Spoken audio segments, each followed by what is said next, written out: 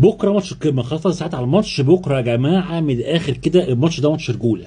هتقولي بقى فنيات ومش فنيات والكلام ده، طبعا موجود وكل حاجه، بس بكره ماتش رجوله، ماتش اللي عايز يفوز بالاخر، ماتش اللي اللاعب اللي نازل سواء اهلي او زمالك عايز يكسب. اللي عايز يكسب هيفوز بكره من الاخر، اللي نازل وفي دماغه التعادل هيخسر. اديني بقول اهو، لو نازل في دماغك التعادل وفي دماغك بقى انها تعادل بقى وحافظ على فرق النقط والكلام التعبان ده، قسما بالله هتخسر.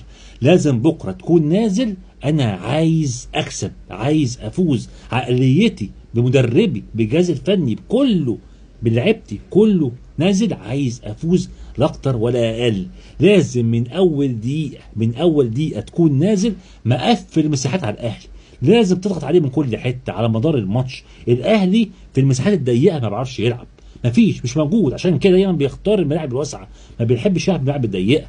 لازم تضغط من اول دقيقه في جميع المساحات، من الجزء الامامي من الجزء الهجومي عندك. لازم بكره تكون مركز على تريزيجيه، تكون مركز على بن شرقي، تكون مركز على محمد شريف. محظوظ عليك محمد شريف، ما هو بقاله ميت بقاله كام ماتش، ممكن بكره يفوق عليك، وهو كده محظوظ على الزمالك، دايما بيسجل في الزمالك. لازم بكره تكون مركز عليه وتكون مركز على بعض لعيبه الاهلي الحريفه الكويسه. تمام، دي نقطه.